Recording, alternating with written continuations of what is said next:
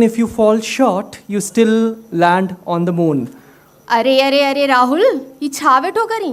सिंधी नाटक जी पेशकश लगी पई आ ऐं तूं अंग्रेज़ीअ में वेठो ॻाल्हाई? तोखे छा थो लॻई मूंखे सिंधीअ में ॻाल्हाइण कान ईंदो आहे कीर्ति? उहो त मां थोरो इम्प्रेशन मतिलबु हेॾनि माण्हुनि जे साम्हूं पंहिंजी छाप पियो छॾणु चाहियां। अच्छा अच्छा, सम्झी वियसि। पर राहुल, अॼु जी तारीख़ में माण्हुनि ते छाप छॾण जे लाइ सिंधी ॾाढी सुठी ॿोली आहे। अॼुकल्ह जेको बि धणी सुठी सिंधी ॻाल्हाए थो उहो ॾाढो शान मान वारो ऐं सियाणो चवाइजे थो, या त हीअं चवां, इन योर लैंग्वेज, इम्प्रेसिव। ठीकु आहे, तूं ठीकु थी चईं कीर्ति। अॼु असां ॿई सिंधीअ में ई ॻाल्हाईंदासीं। रुगो अॼु ई छो, असां सिंधी आहियूं ऐं असांखे सिंधी हुजण ते फ़ख़ुरु आहे। जॾहिं बि जंहिं बि जिते बि सिंधीअ सां मिलंदासीं उते सिंधीअ में ई ॻाल्हाईंदासीं। बिल्कुलु सही ॻाल्हि आहे। नाज़ आहे असांखे पंहिंजी हिन मिठड़ी ॿोलीअ ते, हिन सिंधी ॿोलीअ ते। ऐं तोखे हिकु ॻाल्हि थो ॿुधायां, बचपन में हिकु असां सिंधीअ जो हिकु संस्कृत में श्लोक ॿुधो, उनजो मां सिंधी अनुवाद तोखे ॿुधायां अॼु। अस्तो मां सतकमय, मतिलबु असांखे बेख़बरी ऐं अयाणप खां कढी नानक सचाईअ ऐं दुरुस्तीअ ते वठी हल। तमसो मां ज्योतिर्गमय, हे रहबर असांखे ऊंदहि मां कढी रोशनी ऐं चमक जे रस्ते ते वठी हलो। राहुल, तोखे पतो आहे कहिड़ी बि शुरूआत जे लाइ असांखे झूलण खे यादि करणु ॾाढो ज़रूरी आहे। हिन प्रोग्राम जी शुरूआत भी असां दीप प्रज्वलन करे भगवान झूलेलाल जो ध्यानु करे कंदासीं। त मुंहिंजी निमाणी वेनती आहे असांजे अॼु जे गेस्ट श्री भगवान देव ईसराणी जन सां पूर्व प्रमुख सचिव ऐं अध्यक्ष सिंधी सेंट्रल पंचायत त मंच ते अचनि। उन्हनि खां गॾु असां विनती कंदासीं श्री जय किशन लालचंदानी, अध्यक्ष ईदगाह हिल्स पंचायत, कि उहे बि मंच ते अचनि। असांजी निमाणी वेनती आहे श्री कमल प्रेमचंदानी, निदेशक सिंधी साहित्य अकादमी सां त मंच ते अचनि। मुंहिंजी निमाणी वेनती आहे सिंधु दर्पण जे उपाध्यक्ष प्रेरणा फुलवानी जी सां कि उहे असांजे गेस्ट खे एस्कॉट कंदा। हिन प्रोग्राम जी मुकमल शुरूआत जे लाइ असां जोत जाॻाए रहिया आहियूं। ज़ोरदार ताड़ियूं। शुभम करोति कल्याणम, आरोगम धन संपदा, शत्रु बुद्धि विनाशाय, दीपम ज्योति नमोस्तुते। दीपम ज्योति नमोस्तुते। अतिथि देवो भव जी परंपरा सॼे भारत जी पहचान आहे। हीअ परंपरा असांखे न सिर्फ़ु सीख थी ॾे कि महिमाननि भॻवाननि जे रूप आहिनि, पर इहो बि थी ॿुधाए कि आदर भाव माण्हुनि खे हिकु ख़ासि जॻह ॿियनि माण्हुनि जे दिलि में ॾिए थो। त अॼु असां बि उहा ई ख़ासि जॻह तव्हां सभिनि जे दिलि में ठाहिणु चाहियूं था। अॼु जे मौक़े ऐं दस्तूर ते असां सभिनि अज़ीज़नि जो तहे दिलि सां हे सिंधु दर्पण स्वागत थी करे। जीअं कि असां सभिनि खे इहा ख़बर आहे त अॼु ही ॾींहुं ॾाढो ई ख़ासि आहे, छो कि न अॼु न रुगो सिंधु दर्पण बल्कि ख़ासम ख़ासि हक़ीक़तुनि खे बयानु करण वारो नाटक विरासत पंहिंजी सिल्वर जुबली मनाए रहिया आहिनि। त पहिरियां ई अचो हिकु नज़र विझूं सिंधु दर्पण जे हिन सफ़र ते। मध्य प्रदेश जी राजधानी भोपाल समूरे भारत में सांस्कृतिक सरगर्मियुनि लाइ मशहूरु आहे। हिते ॿियनि भाषाउनि सां गॾु सिंधीअ में बि घणाई नाटक थींदा रहंदा आहिनि, पर सिंधी थिएटर नाटकनि जे विषय, प्रस्तुति, गंभीरता, नवीन अदाकारनि ऐं नाटककारनि जे हिन कला सां जुड़ण वॻण जे खेत्र में ॿियाई ॿोलियुनि जे मुक़ाबले काफ़ी पुठियां हो। जेके सिंधी डायरेक्टर सरगर्म हुआ उहे सिर्फ़ु कॉमेडी नाटक ताईं माइल हुआ ऐं सदन चवणु हो त सिंधी दर्शकनि खे गंभीर नाटक सम्झ में न ईंदा आहिनि, जॾहिं त उहे ई सिंधी दर्शक हिंदी भाषा में थींदड़ गंभीर नाटक खूब पसंदि कंदा हुआ। सिंधीअ में सुठा ऐं गंभीर नाटक स्टेज ते करण ऐं अदाकारीअ जे खेत्र में संत हिरदाराम नगर में नयूं प्रतिभाऊं ॻोल्हण जे मक़सद सां सिंधी थिएटर में सरगर्म कुझु शौक़िया रंगकर्मियुनि सन 1992 में दर्पण नाले संस्था जो पायो विधो। सिंधी नाटक जे खेत्र में दर्पण नाट्य ग्रुप जी सुञाणप ऐं साख पूरे भारत में फैलण लॻी। जीअं त भोपाल में साॻे नाले सां हिकु हिंदी नाटक ग्रुप बि कमु करे रहियो हो, इन करे साल 2011 में हिन नाटक ग्रुप जो नालो फेराए सिंधु दर्पण रखी रजिस्ट्रेशन करायो वियो। इन खां पोइ नाटकनि जी रफ़्तार अञा वधी वई। सिंधु दर्पण पारां हेल ताईं कुल 16 नाटक थी चुका आहिनि। नाटकनि जा नाला कुझु हिन तरह आहिनि: उमर जी संझा, अंधो शान, विरासत, ज़ाल उधारी, हेमू कालाणी, आत्माराम अंतर्यामी, रेलवे इंक्वायरी, उधारो घोट, वारियर संधो कोट, नाटक कोन्हे, पप्पन परी पूनावारी, बाबे जी बंद पेती, रेडी कूल पुट फूल, काके कयो कमाल, ॾोही केर। विरहांगो। ऐं असांखे इहो ॿुधाईंदे बि तव्हांखे फ़ख्रु थो महसूसु थिए कि भोपाल जे कई ड्रामा ग्रुप पारां रिकॉर्डेड डायलॉग्स एंड म्यूज़िक ते ड्रामा स्टेज ते पेश करण जी सोभ बि सिर्फ़ु सिंधु दर्पण खे ई हासिलु आहे। कीर्ति न तोरे थो ॾे, न ॻणे थो ॾे, ॾियण वारो त बसि दिल खोले थो ॾे।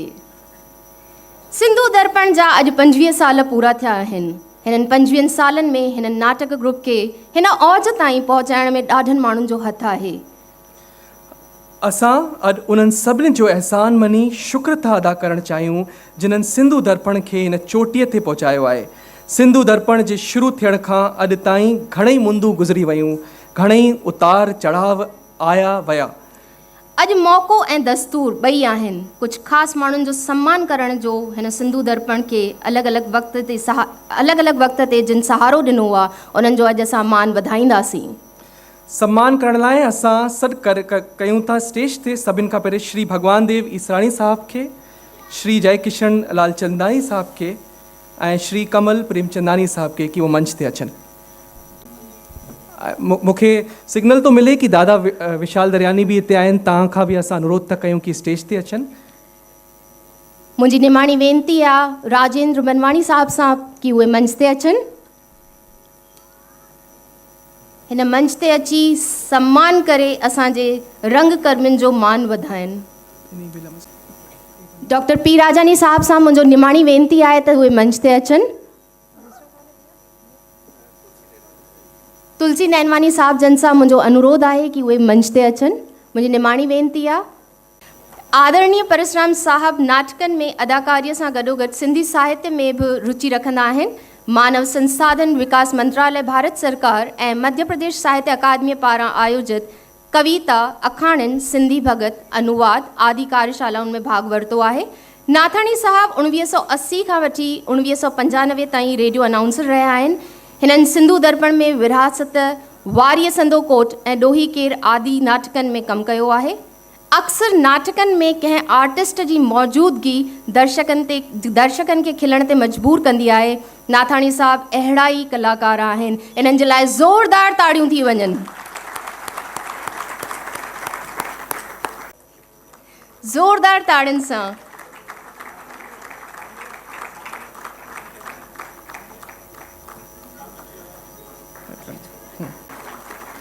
इन ई बेला में अॻियां वधूं था। हाणे असां दरख़्वास्त था कयूं श्री बलू चौथाणी साहब खां कि वो मंच ते अचनि।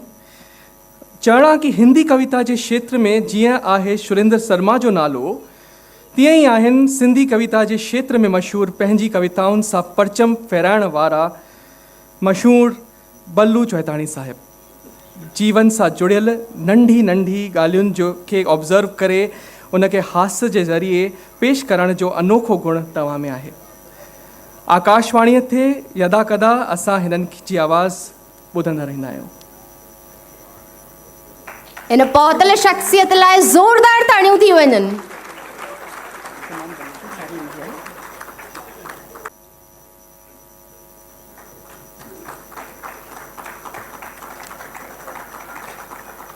तव्हां ताड़ी वॼाईंदा रहियो। बिल्कुलु मां हर बार इहा ई त ॻाल्हि चवां कि ॾाढी सुठी कसरत आहे पंहिंजे लाइ। मुंहिंजी निमाणी वेनती आहे श्री भगवान बाबाणी साहब जन सां कि उहे मंच ते अचनि।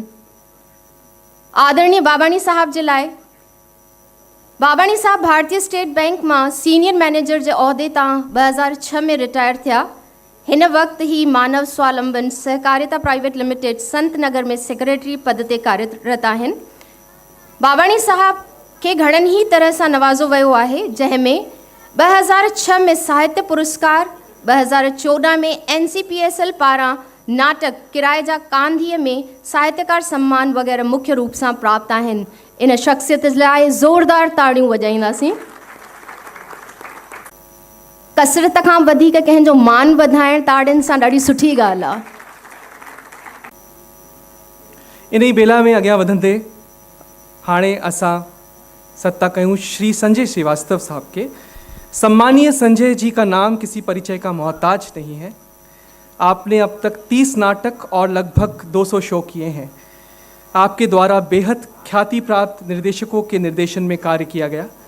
आदरणीय श्रीवास्तव साहब अभिनय में रुचि के चलते सीढ़ी दर सीढ़ी ऊपर चलते गए और आज रंगमंच के साथ साथ टाइकोंडो एवं मार्शल आर्ट का भी प्रशिक्षण दे रहे हैं।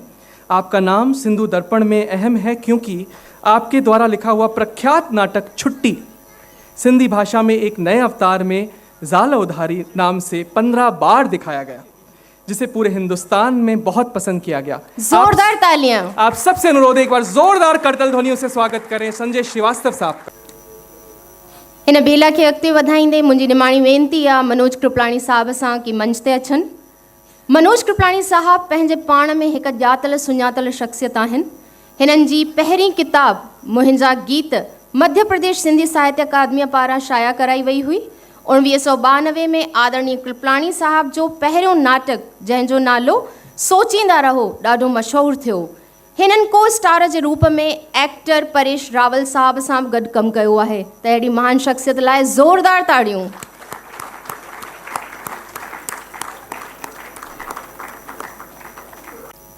अॻियां वधंदे हाणे असां मंच ते आमंत्रण ॾियूं था नरेश किदवाणी साहब के।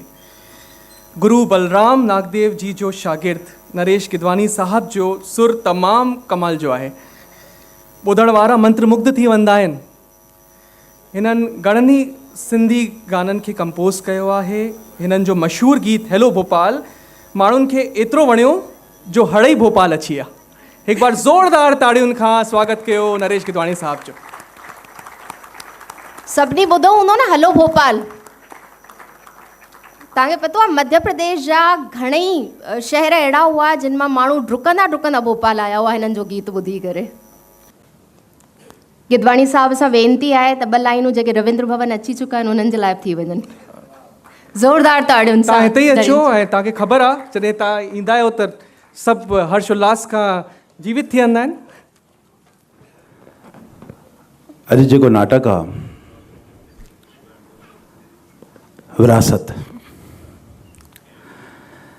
विरासत जे लाइ मूंखे पहिरियों दफ़ो कविता चयो त हिकिड़ो गानो शीर्षक हिन विरासत जे लाइ हिकिड़ो गानो कंपोज कयो। मनोज कृपलाणी मुंहिंजो प्यारो दोस्त आहे, उन इहो गानो लिखियो हो। ऐं मां गाना त ॾाढा लिखिया आहिनि पर हिन नाटक जो ख़ासि करे जेको गानो मशहूरु थियो हो इन करे छो त अॼु जेके 50 शो आहे हिते उन जी मां तव्हांखे हिकिड़ी लाइन ॿुधाईंदुसि।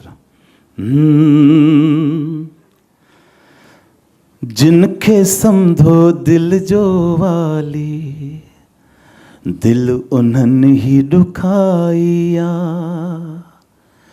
पंहिंजे घर जे चिरागनि ई अॼु घर में बाहि लॻाई आहे। दॿिजी विया सभु महिल ऐं माड़ियूं जेके ठाहिया हसरत सां।